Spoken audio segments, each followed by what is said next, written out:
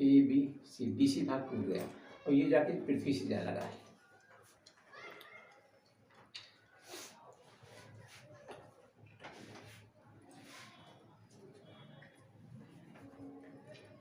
इसी की लंबाई के बराबर हम दिखाने की कोशिश कर रहे हैं। ये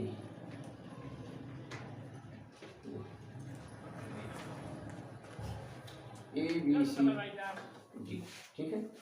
तो यहाँ ध्यान देखिए, ये बी सी भाग जो टूट गया है यही भाग बी सी डी है। बी सी भाग क्या बन गया सी डी, यही पृथ्वी से जा लगा है, ठीक है। तो और क्या कह रहे हैं, मुड़ जाता है और पेड़ का शिखर जो है, ध्यान दें, बी क्या बन गया डी और पेड़ का शिखर जमीन को छूने लगता है। ये देखिए जमीन को छू रहा है और इसके साथ 30 अंश का कोण बनाता है। ये आपका 30 अंश का कोण बना है, ठीक है। थोड़ा सा तिरछा हो कोई बात नहीं, चलो 30 अंश का कोण बनाता है। पेड़ के पाद बिंदु की दूरी, जहाँ पेड़ का शिखर जमीन को छूता है, पेड़ का पाद बिंदु ए है और पेड़ के पाद बिंदु की दूरी जहाँ पेड़ का शिखर जमीन को छूता है 8 मीटर है। डी से ए की दूरी कितनी है 8 मीटर, ये दिया गया है। पेड़ की ऊंचाई ज्ञात कीजिए, पूरे पेड़ ए बी की ऊंचाई हमें ज्ञात करनी है। देखिए हम आपको समझा रहे हैं, ऊपर युक्त चित्र में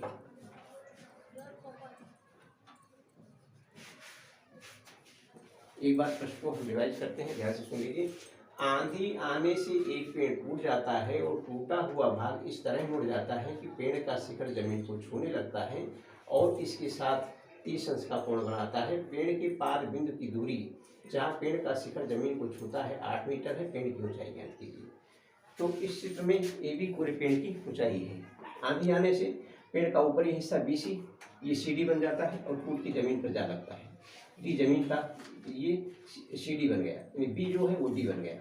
तो ये पी सी और सी डी दूरी आपस में क्या हुई बराबर, और ये जो पेड़ का शिखर जमीन को छूने लगता है तो पृथ्वी के साथ, जमीन के साथ 30 अंश का कोण बनाता है।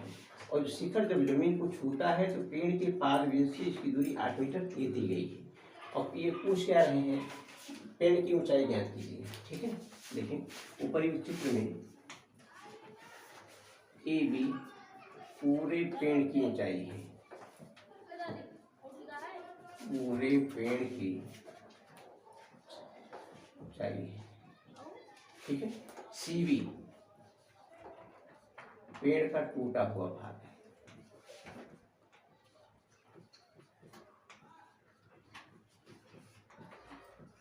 पेड़ का टूटा हुआ भाग, एंड सी बी बराबर सी डी, ठीक है। और एंड आपको दिया गया है डी ए बराबर है 8 मीटर, ये आपको दिया गया है। देन पूछा क्या गया है पेड़ की ऊंचाई। देन तो आपसे पूछा गया है ए बी क्वेश्चन मार्क जी, जैसा कि आपको यहाँ लिखा जा चुका है ए बी पूरे पेड़ की ऊंचाई है। आगे देखिए पूरी पेड़ की ऊंचाई ज्ञात करने के लिए हमें किसकी जरूरत पड़ेगी, ए सी और सी बी की, ए सी और सी बी की। तो और सी बी क्या है सी डी, ठीक है। तो हम चाहे पहले ए सी निकाल लें या सी डी निकाल लें। देखिए क्योंकि ए बी बराबर है ए सी प्लस सी बी, ध्यान दें ए सी बी जो है सी डी के बराबर है, इसके बराबर है सी डी। तो सी बी की जगह हम क्या लिखेंगे सी डी यहाँ पर, क्योंकि सी बी बराबर सी डी, ठीक। तो हम ए सी निकाल रहे हैं, तो ए सी और सी डी निकालना है। तो ए सी निकालने के लिए हम ले हैं त्रिभुज सी डी ए में, त्रिभुज सी डी ए में, ध्यान दें सी डी ए, ये कोण जो है आप देख रहे हैं, ये कोण आपका 90 डिग्री है। सी डी ए में कोण सी ए डी ये बराबर है आपका 90 डिग्री। तो देखिए लंब बटे आधार हम tan ले लेंगे, क्योंकि हमें सी ए ज्ञात करना है और आधार दिया गया है, ठीक है। तो लिखेंगे tan 30 डिग्री बराबर, tan 30 डिग्री बराबर होता है लंब बटे आधार, लंब बटे आधार। तो लंब माने परपेंडिकुलर। देखिए 30 के लिए लंब क्या है, AC, आधार क्या है, D, अर्थात 35 डिग्री बराबर आया आपका AC upon DA।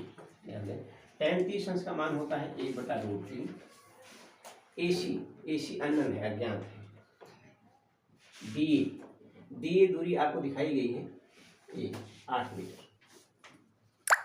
Cross multiply, तो √3 AC बराबर 8 का गुणा 1 में होगा, तो √3 AC बराबर 8 के 8, देयरफॉर AC बराबर 8/√3। ठीक है, ये मीटर है। अब AC ज्ञात हो गया। अब हमारे सामने क्वेश्चन आ रहा क्या है, CD। अब हम CD पर कंसीडर करेंगे। देखिए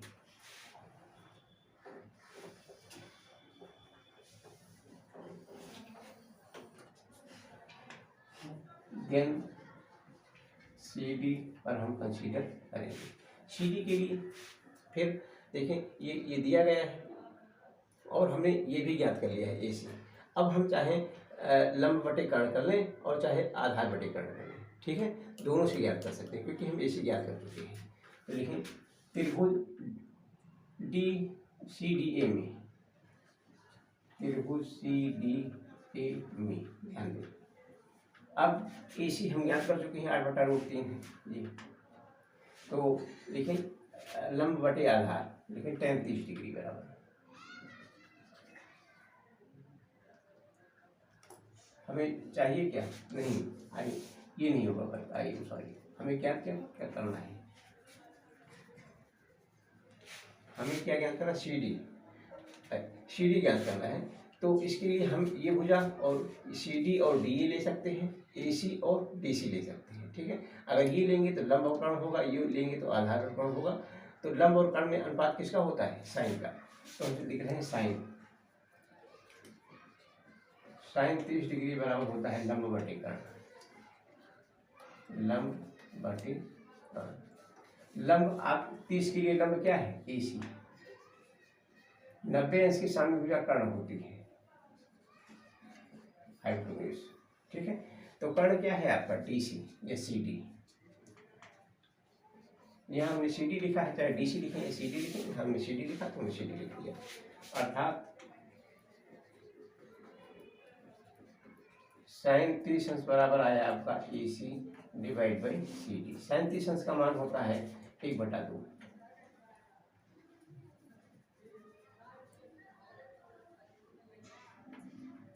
साइन 30 अंश का मान होता है 1/2 और AC हमने निकाल लिया है। इसका मतलब है AC डिवाइड बाई CD, आगे देखो 1/2 बराबर, यहाँ देखो AC कितना है 8/√3 भागे CD और भिन्न पलट के गुणा 1/CD।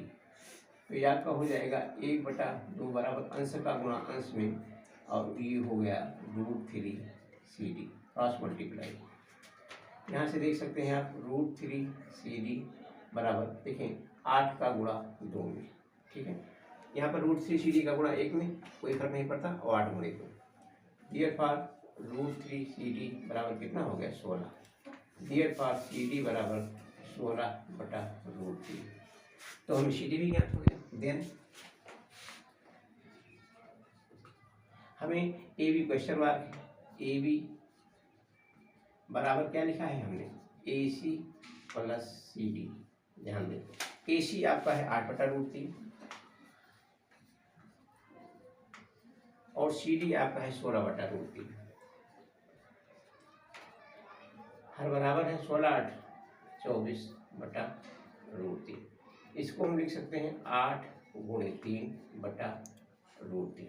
तो इसको 8 गुणे 3 लिख सकते हैं। आगे देखें 3 को हम √3 गुणे √3 लिख सकते हैं डिवाइड बाई √3। 3 को √3 गुणे √3 लिख सकते हैं। √3 से √3 आपका क्या हुआ, कैंसिल, 1 से गुणा 1 से भाग कोई फर्क नहीं पड़ता। तो आया 8√3 मीटर। ये आपका आंसर हो गया। चाहे ऐसे लिखें और चाहे लिखें 8√3 मीटर, ये भी आपका आंसर है। तो नोट कर लीजिए बच्चों, आज के लिए इतना ही। बहुत बहुत धन्यवाद।